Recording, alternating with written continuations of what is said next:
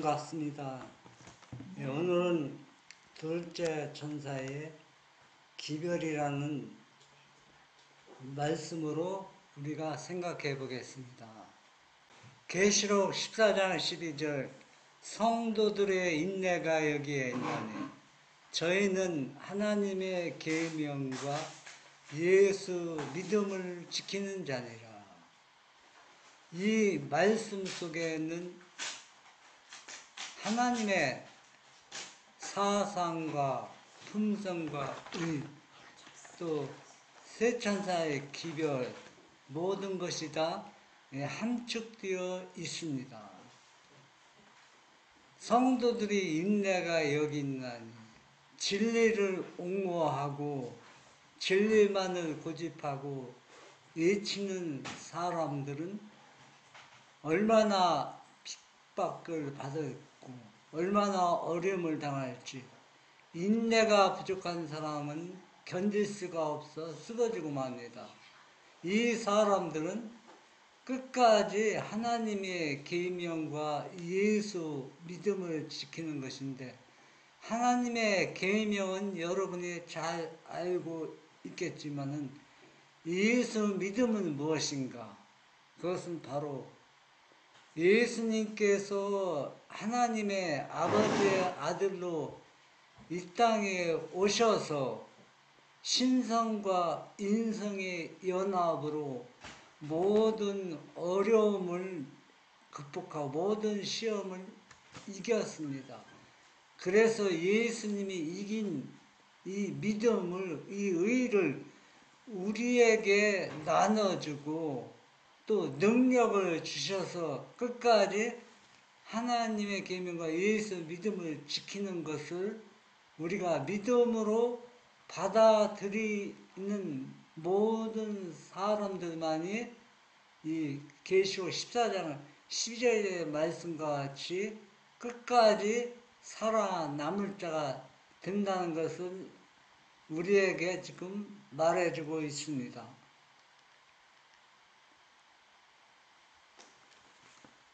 하일주서 계시록 14장 12절 하나님께서 명령하신 사람들 이들은 누구인가?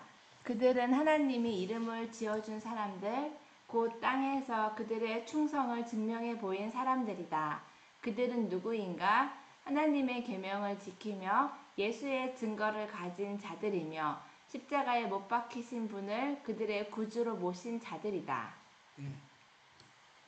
남은 자는 하나님의 계명을 지키며 예수 믿음을 지키는 자들은 하나님께서 임명하신 자들입니다. 그들에게 하나님께서 이름을 지어 주었습니다.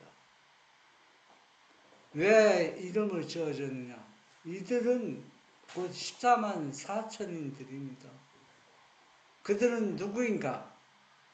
하나님의 계명을 지키며 예수님을 끝까지 하나님의 아들로 이 땅에 오시고 완전한 속죄물이 되셔서 십자가에 못 박히신 그분을 끝까지 우리의 구주로 모시는 자들입니다. 그러면 이게 왜 그렇게 중요하냐면은 마지막 때는 이것을 가진 오류와 이설로 십자가에 못 박이신 분이 하나님의 아들이 아니라 하나님이 그렇게 속죄물이 되었다고 그렇게 앞으로는 거짓 이설들을 믿게 하는 것입니다. 그러나 우리는 끝까지 처음부터 예수님은 하나님의 아들이고 지금도 하늘에 계시지만 그분은 하나님의 아들이 된 것입니다. 아들인 것입니다. 뭐 중간에서 아들 된 것도 아니고 아들과 아버지를 상징한 것도 아니고 처음부터 끝까지 아버지와 아들 이것을 믿는 믿음이 바로 뭐냐? 성경에서 그렇게 우리에게 말해주고 있지만 사람들은 이것을 믿지 않습니다. 계시록 14장 8절에 보면 또 다른 천사 곧 둘째가 그들을 따라 말하되 무너졌도다 무너졌도다 큰 성 바벨론이요 모든 나라를 그 음행으로 인하여 진노의 포도주로 먹이던 자로다 하더라. 첫째 천사의 기별과 둘째 천사의 기별, 셋째 천사의 기별은 다 한 내용입니다. 내용인데 첫째 천사의 기별은 아버지와 아들을 얼마나 희생하고 우리를 얼마나 사랑하는지 또 아들이 인간이 되어서 이 땅에 오셔서 우리가 어떻게 아버지의 말씀을 순종하고 왜 십자가에 달릴 수밖에 없는지 그리고 또 이분이 다시 하늘에 올라가셔서 이제는 지성소에서 중보하면서 예수님이 다시 이 땅에 오실 시간이 가까워졌기 때문에 심판할 시간이 이르렀다고 경고하는 것입니다. 그래서 첫째 천사의 기별 속에는 세 천사의 기별이 다 함축되어 있습니다. 왜? 예수님이 재림할 때가 다 되고 심판이 이미 시작됐는데 사람들은 아직까지도 죄를 범하고 회개하지 않고 있기 때문에 첫째 천사의 기별을 통해서 지금 때가 어느 때인지 우리가 이 시점에서 우리가 무엇을 어떻게 해야 할지를 알려주고 있습니다. 그런데 첫째 천사의 기별이 사람들은 그것을 순종하지 않기 때문에 둘째 천사의 기별을 전해줘서 완전히 이 진리가 어떻게 된 겁니까? 훼손되고 파손되고 완전히 큰 성 바벨론이 무너진 것처럼 무너져 버렸는데 무엇 때문에 무너졌냐면 진노의 포도주로 먹이던 자가 이런 무리들이 이 악한 자들이 사단을 추종하는 자들이 이렇게 진리를 파괴하고 훼손시켜서 완전히 무너졌기 때문에 둘째 천사의 기별을 통해서 또 하나님의 말씀이 주어진 것입니다. 그러니까 둘째 천사가 뭡니까? 우리가 믿던 진리는 완전히 무너졌고 훼손되었기 때문에 이제는 그 바벨론에서 나오라고 우리를 불러내시는 것입니다. 디모데후서 2장 14절에서 16절 너는 저희로 이 일을 기억하게 하여 말다툼을 하지 말라고 하나님 앞에서 엄히 명하라. 이는 유익이 하나도 없고 도리어 듣는 자들을 망하게 함이니라. 네가 진리의 말씀을 옳게 분별하여 부끄러울 것이 없는 일꾼으로 인정된 자로 자신을 하나님 앞에 드리기를 힘쓰라. 망령되고 헛된 말을 버리라. 저희는 경건치 아니함에 점점 나아가나니. 예. 하나님을 믿는 교회나 우리 자신들이 얼마나 필요 없는 말들을 많이 하고 별로 중요하지 않는 그 말다툼을 할 때가 변론할 때가 많이 있습니다. 이런 것들은 하나도 우리에게 유익이 없다고 했습니다. 오히려 우리를 듣는 자들과 자신이 망하게 한다고 했습니다.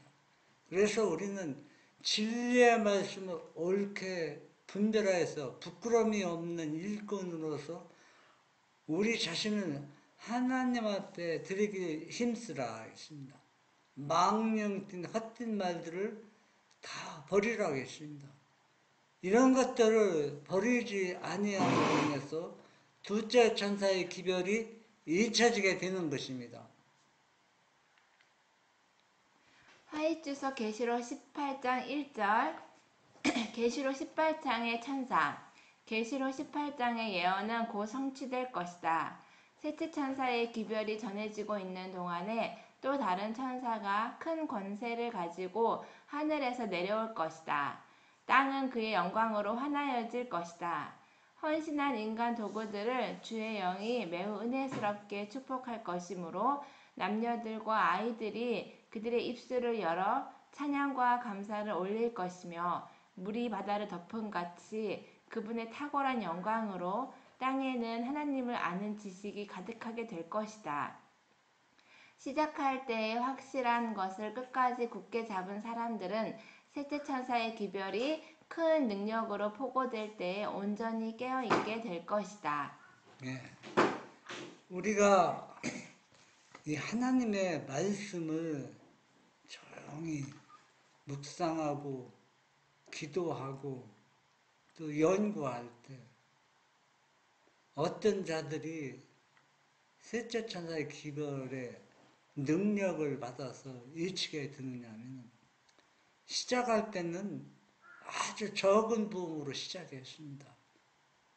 이 진리를 가진 사람들이 아주 연약하고 예수님의 제자들처럼 무능하고 볼품없고 사람들로부터 인정을 받지 못하는 이러한 사람들이 있지만 그들이 초대교회를 형성하게 되고 또 오순절 성령을 받아서 얼마나 크게 이 진리가 온 세계에 전파하게 되었습니까?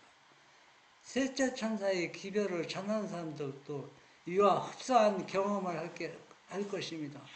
처음에 시작은 아주 약하고 작은 부분이지만은 그러나 이 작은 부분들 연약하지만은 끝까지 붙잡고 이 진리를 옹호하는 사람들은 이 셋째 천사의 기별에 일치기 위해서 누구로부터 하나님으로 능력으로부터 하나님께로부터 큰 능력을 받아서 오순절처럼 크게 일치게 될 것이라는 얘기입니다. 승전 준비를 위한 기별. 보라, 그리스도가 여기 있다. 보라, 저기 있다. 하는 혼란스러운 외침들 중에 한 특별한 증거의 말씀, 곧 이 시대를 위한 한 특별한 진리의 기별이 전해질 것이다. 그 기별은 이 시대의 사람들이 받아들이고 믿고 생활에 적용시켜야 할 기별이다. 그것은 유용한 진리요, 환상적인 생각이 아니다. 영원한 말씀의 진리는 모든 미혹해하는 오류들과 강신술적인 해석이 없이도 굳게 설 것이며 미혹해하는 환상적 서술도 없이 굳게 설 것이다. 거짓 것들이 하나님 백성들의 주의를 끌려고 강요할 것이다. 네, 오늘날 많은 사람들이 셋째 천사의 기별을 전한다고 여기저기에서 외치는 소리가 많이 있습니다. 그러나 우리가 주목하고 유의할 것은 무엇이냐? 진짜 하나님이 원하는 진리인가? 또 하나님의 말씀 그대로 믿고 순종하는 사람들인가? 이 시대에 진짜 필요한 진리인가 우리가 생각해 보아야 하는 것입니다.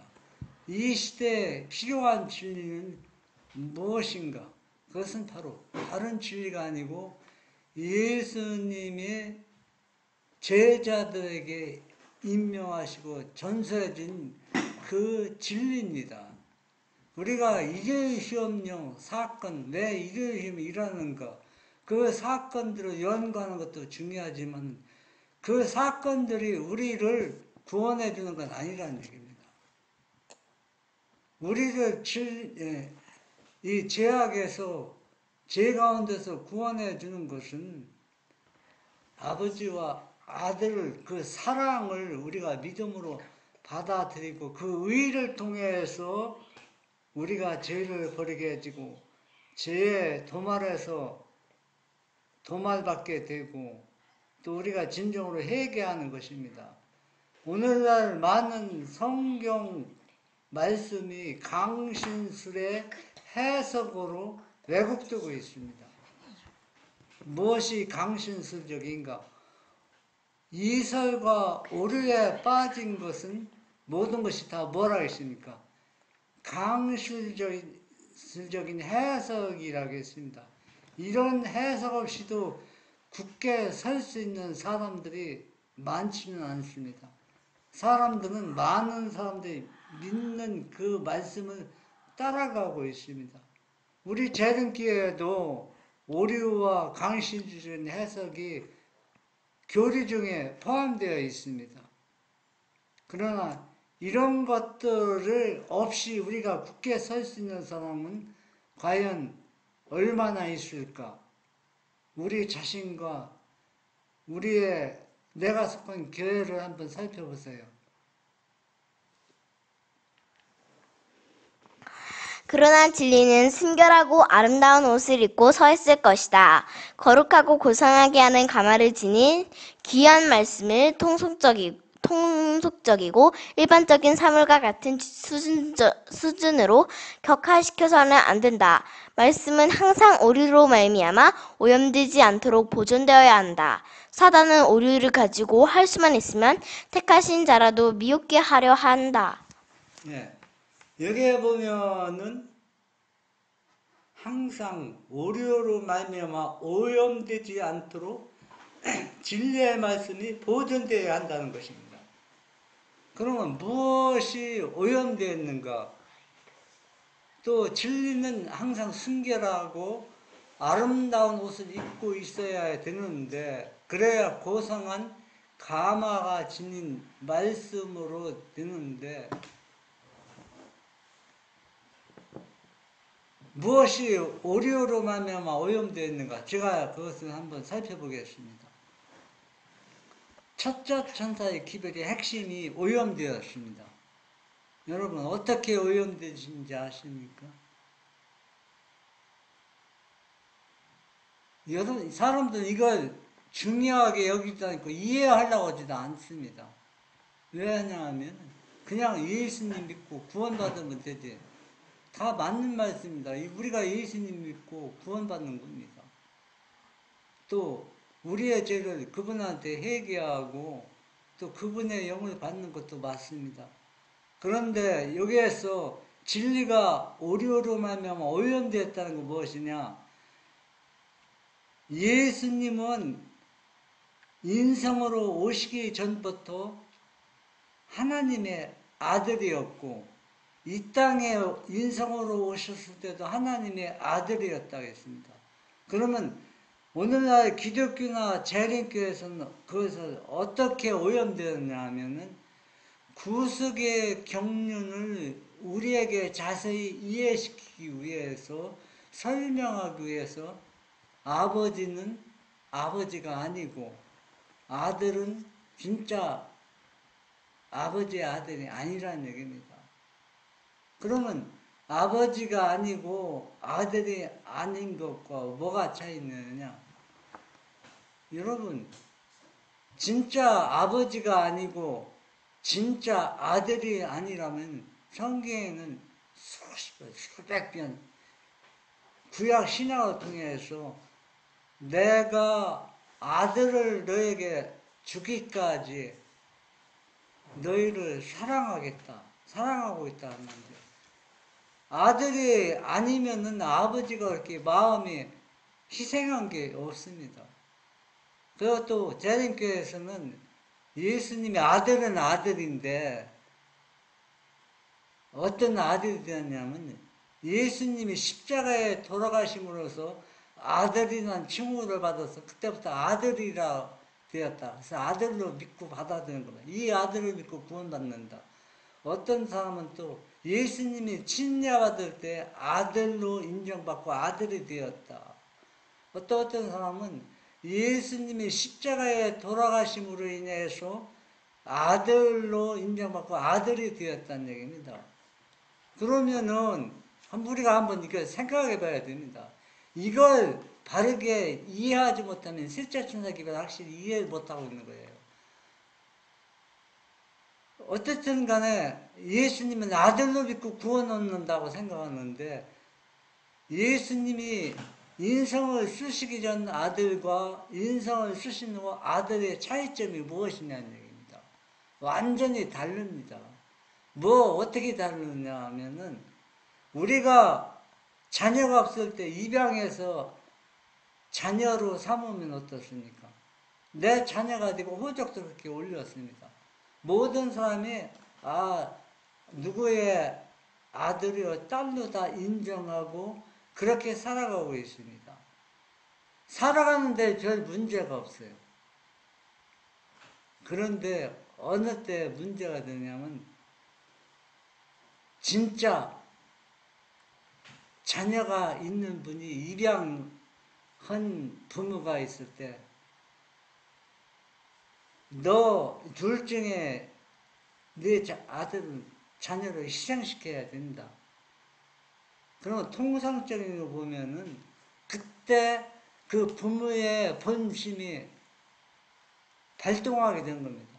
자기가 난 자녀와 입양해서 키운 자녀는 그때 차별이 되는 겁니다. 우리도 똑같습니다. 성경도 예수님이 십자가에 돌아가심으로 부활함으로 또 침례받을 때 아들이 되었다면은 똑같은 하나님이란 존재입니다. 똑같은 하나님인데 하나님이 완전한 속죄에 대해서 죽은 걸 믿는 거와 진짜 아들이 속죄에 대해서 믿는 것과 뭐가 차이가 있느냐? 차이가 있죠. 어떤 차이가 있습니까? 만약에 예수님이 이 땅에 오셨을 때 아들이 되었다면은 아버지는 십계명을 완전히 파괴하는 겁니다. 왜 파괴하는 겁니까? 자기의 친아들을 우리에게 주었다 했거든요. 그런데 여러분 한번 생각해 보세요. 입양한 아들과 자기의 친아들을 자기 손으로 죽이게 될 때, 또 목숨을 내놓게 될 때, 그때 다 내 아들이지만은 내가 낳은 아들을 죽일 그 심정과 입양한 아들을 죽일 심정은 완전히 차이가 나는 겁니다. 다른 때 별로 차이가 없어요. 그래서 순결한 진리를 옹호한 사람들은 강신절 오염되지 않은 겁니다. 오류로 오염되지 않은 거예요. 그러니까 다 예수님을 친아들로 믿지 않는 사람들은 다 뭐로 오염된 겁니까? 오류로 오염되고 강신술로 오염되어서 셋째 천사의 기별을 완전히 이해를 하지 않는 것입니다.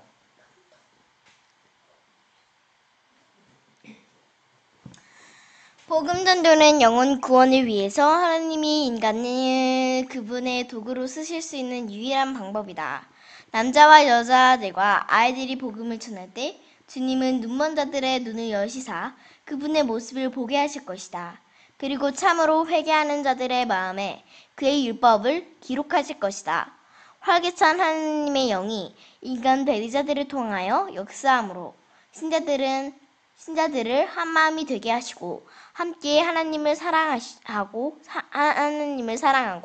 그의 계명들을 지킴으로써 여기 이 낮은 땅에서 영광의 나라로 승천할 준비를 하게 한다. 셋째 천사의 계별을 예치는 남은 자들은 어떤 유능한 목사들이나 장로들이 아니고 남자 여자들이 다 포함됩니다. 심지어는 아이들까지 포함된다고 했습니다. 오늘도 아이 은별이가 안시학교 말씀을 했는데 셋째 천사 기별을 전할 때도 남자 여자 아이들이 예치할 때 영적으로 눈먼 사람들을 뜨게 한다는 얘기입니다. 그래서 회개케 하는 것입니다.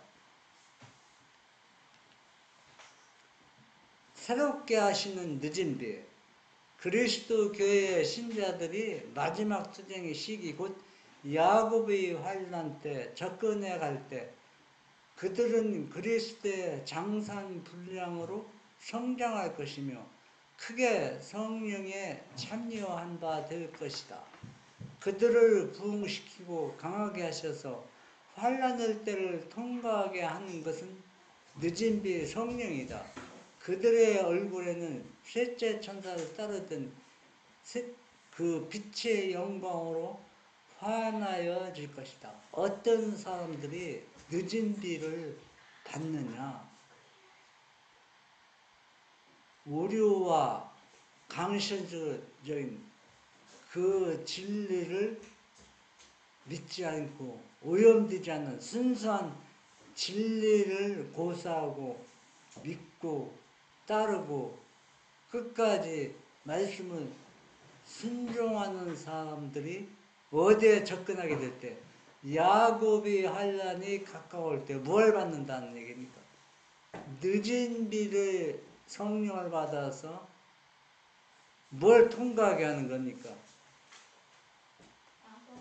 야곱의 환난을 통과하게 하는 겁니다.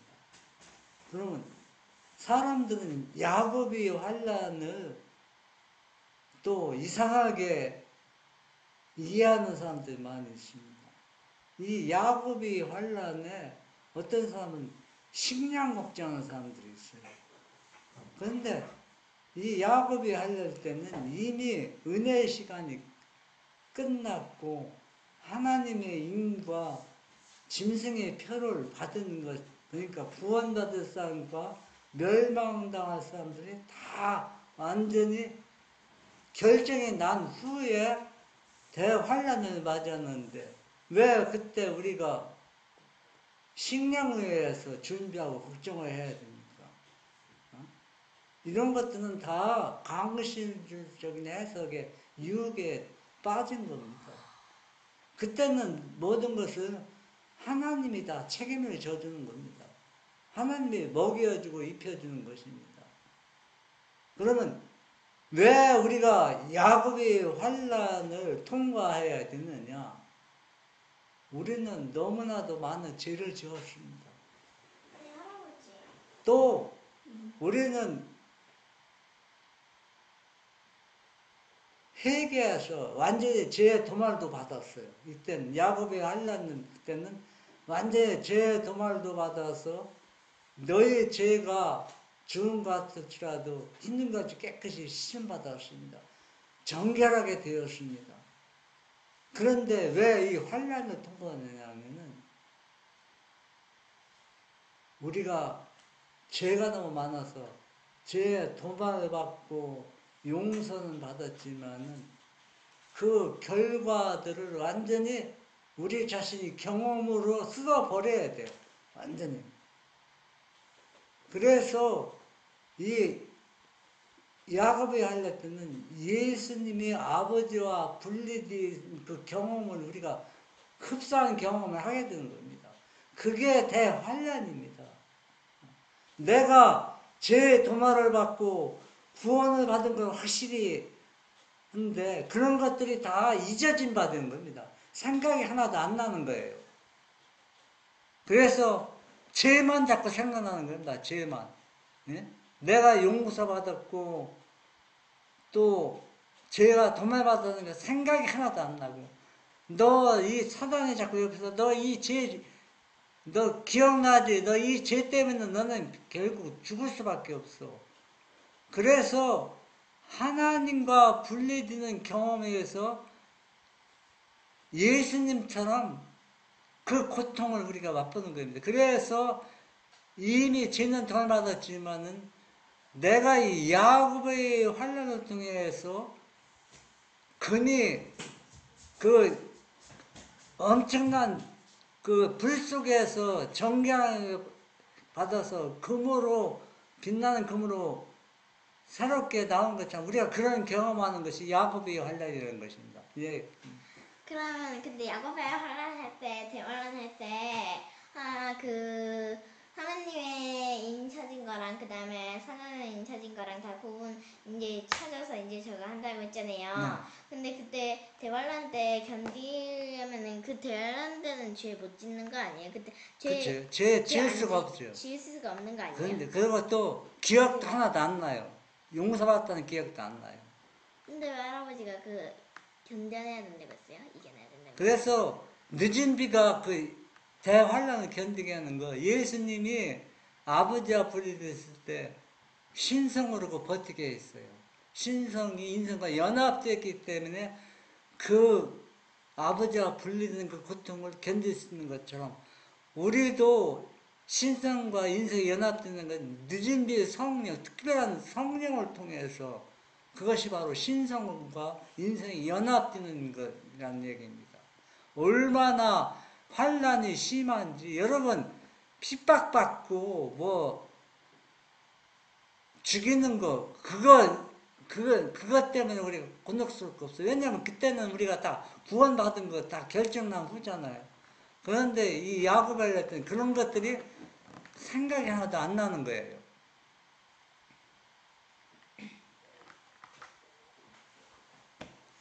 늦은 비를 기다리고만 있지 말라. 우리는 늦은 비를 기다리고만 있지 말아야 한다.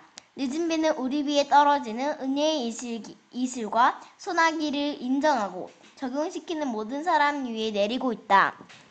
우리들이 작은 빛들을 주워 모을 때 하나님을 믿는 우리를 기뻐하시는 하나님의 확실한 자비를 감사히 여길 때 우리의 그때 모든 약속이 성취될 것이다.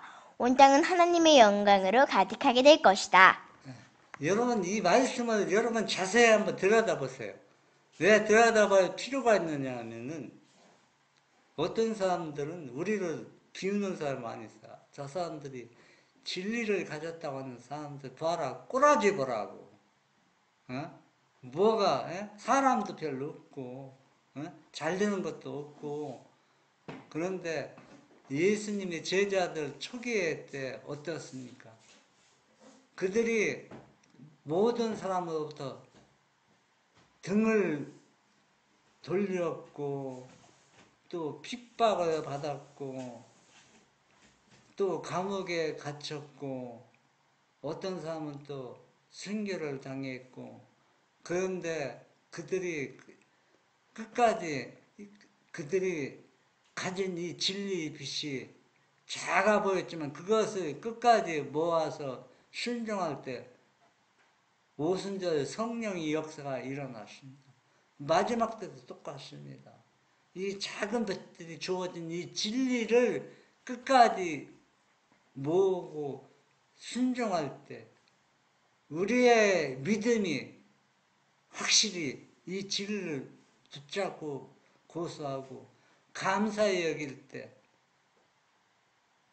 예수님이 제자들이 큰 능력으로 복음을 전한 것처럼 우리도 큰 능력으로 이 셋째 천사의 기별을 외치게 될 것이라는 얘기입니다. 이것들이 처음부터 큰 빛으로 주어진 것이 아니라 작은 빛들이 모아서 순종할 때 엄청난 일이 대역사가 일어난다는 것입니다.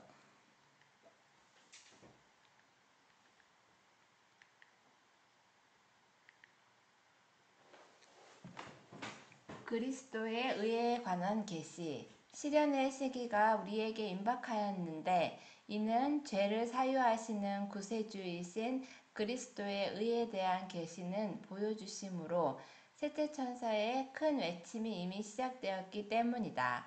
이것은 온 땅을 영광으로 환하게 할 천사의 빛의 시작이다. 예.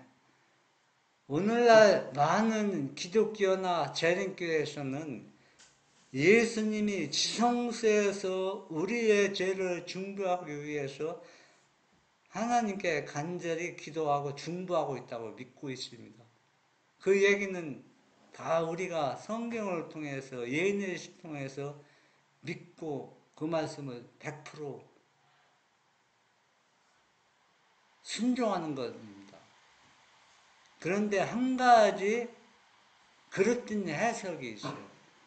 뭐가 그릇되냐면 예수님은 지성소에 중보하기 때문에 다른 존재, 다른 하나님이 성령 하나님이 우리의 죄를 사유하기 위해서 우리의 죄를 이기기 위해서 능력을 주시기 위해서 우리에게 오는데 그분은 성령 하나님이 그 일을 한다고 했습니다.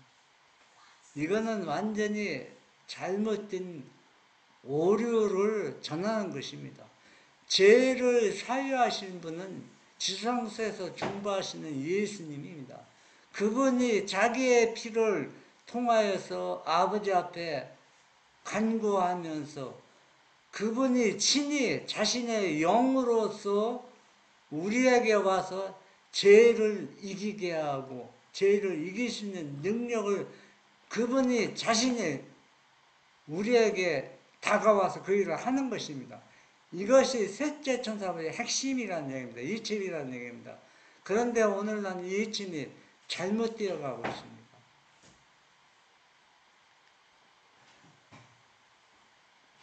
마태복음 15장 9절에 보면은 사람의 계명으로 교훈을 삼아 가르치니 나를 헛되이 경배하는도다 하였니라 하시고, 이게 누가 하신 말씀입니까?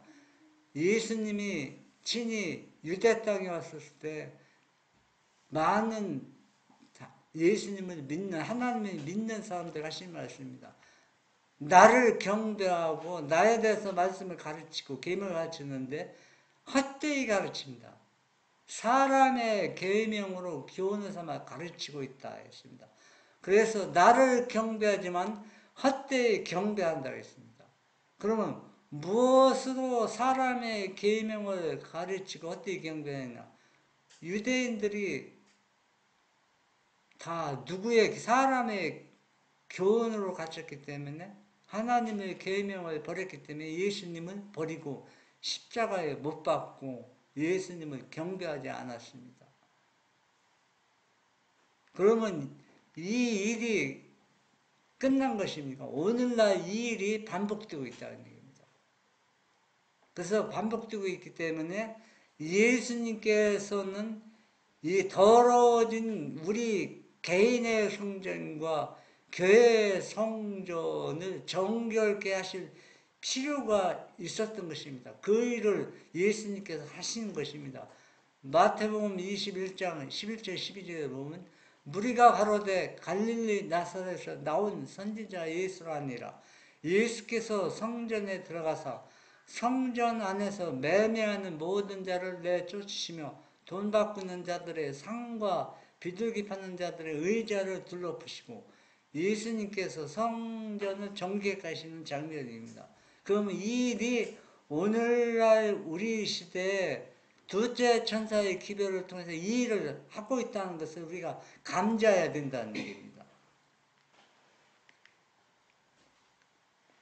요한복음 2장 13절에서 16절 유대인의 유월절이 가까운지라 예수께서 예루살렘으로 올라가셨더니 성전 안에서 소와 양과 비둘기 파는 사람들과 돈 바꾸는 사람들의 앉은 것을 보시고 노끈으로 채찍을 만드사 양이나 소를 다 성전에서 내어 쫓으시고 돈 바꾸는 사람들의 돈을 쏟으시며 상을 엎으시고 비둘기 파는 사람들에게 이르시되 이것을 여기서 가져가라. 내 아버지의 집으로 장사하는 집을 만들지 말라 하시니.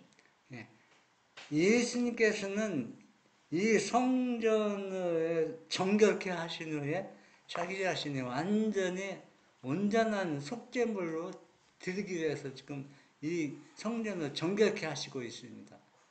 그러면 오늘날 똑같습니다.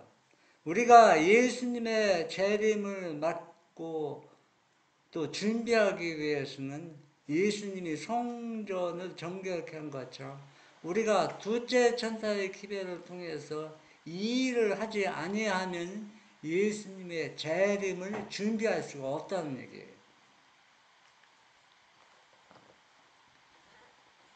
두 번에 걸친 호소를 교회에 보내심. 이것은 둘째 천사의 기별 곧 무너졌도다 큰 성 바벨론이여 모든 나라를 그 음행으로 인하여 진노의 포도주로 먹이던 자로다라 하던 것과 똑같은 기별이다. 그 포도주는 무엇인가?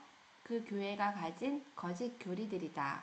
그 교회는 세상에다 넷째 계명의 안식일 대신에 거짓 안식일을 주었고 사단이 에덴에서 하와에게 말한 거짓말을 반복해 왔다.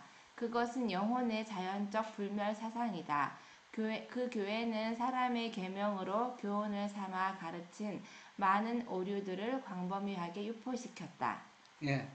지금 여기에 보면은 포도주는 뭐냐? 거짓 교리들이라고 했습니다. 그리고 또 넷째 끼면 안식일을 대신에 이제 일요일을 이제 경배하기 위해서 바꿨다고 하는데 그 얘기도 맞지만 여기서 얘기하는 거는 뭐냐? 안식일 대신에 사람의 교리와 또 강신적 해석으로 그 이단을 가르치는 것은 이 안식일을 바꾼과 똑같이 취급한다는 얘기예요. 사람들 그걸 이해할 수가 없어요. 이해하지도 않습니다. 그러면 우리는 지금 안식일날 예배 드리고 있는데 우리가 넷째 계명에 범죄하지 않고 있는데 그러나 둘째 천사의 기별은 너희 성전에서 이 유대인 그 당시와 예수님이 성전 정결케 하는 것처럼 이런 일들이 지금 이 안식일날 행해지고 일어나는 것은 너희가 안식일날 나를 예배하고 경배하지만은 그거는 나를 경배하고 안식일을 준수한 것이 아니라고 반복해서 둘째 천사의 기별에서 선포하고 있습니다. 우리는 이것을 이해하고 순종하지 않으면은 둘째 천사의 기별이 왜 잊혀지는지도 모릅니다. 예수께서 그의 공생애를 시작하실 때 그는 성전 경내에서 행하던 모든 신성보득적인 것들을 일소하셨다. 그의 봉사의 마지막 사업들 중에는 성전을 두 번째로 정결케 하신 일이 포함되어 있다. 그와 같이 세상을 경고하시는 마지막 사업 중에도 교회들에게 뚜렷한 두 번의 호소를 보내신 일이 포함되어 있다. 둘째 천사의 기별이 무너졌도다 무너졌다. 큰 성 바벨론이여 모든 나라를 그 음행으로 인하여 진노의 포도주로 먹이던 자다 하리라. 이 둘째 천사의 기별이 왜 재림교회에서 왜 잊혀져야 했는지 많은 기독교에 잊혀져야 했는지 핵심을 우리가 알아야 됩니다. 그건 지금 우리의 모습, 나의 모습, 교회의 모습이 예수님께서 성전을 두 번씩이나 정확히 하신 것처럼 그때의 모습과 똑같다는 얘기예요. 그래서 이 두 번에 걸쳐서 이 성전을 정결케 하는 이 기별이 잊혀지지 않으면 예수님은 재림을 준비시킬 수가 없다는 얘기입니다. 셋째 천사의 기별의 큰 외침 속에 하늘에서 한 음성이 들려 가로되 내 백성아 거기서 나와 그의 죄에 참여하지 말고 그의 받을 재앙들을 받지 말라. 그 죄는 하늘에 사무쳤으며 하나님은 그의 불의한 일을 기억하신지라 하신다. 네. 이 말씀은 둘째 천사와 셋째 천사의 연합된 기별입니다. 그 예침은 내 백성아 거기 바벨론에서 죄악의 소굴에서 나오라는 얘기입니다. 죄에 참여하지 말고 그의 받을 재앙들을 받지 말라. 우리는 지금 하나님 말씀을 순종하고 안식일을 잘 지키고 있는데 왜 우리가 여기에서 나와야 됩니까? 그렇게 생각하는 사람들이 있는데 그럴 것 같으면은 둘째 천사의 기별이 이침이 주어질 필요가 없어요. 부흥과 개혁을 일으키면 되는 겁니다.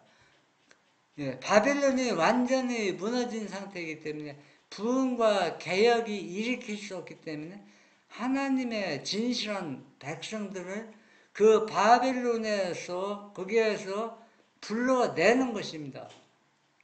내서 그 불의한 일을 그들이 계속 기억하지 않고 거기에 참여하지 않게 또 재앙을 받지 않게 둘째 천사의 기별을 통해서 그들을 불러낼 때 여기에서 이 예침을 듣고 순종하는 사람들은 구원을 받겠지만은 그러나 불순종하는 사람들은 다 멸망을 받을 것입니다.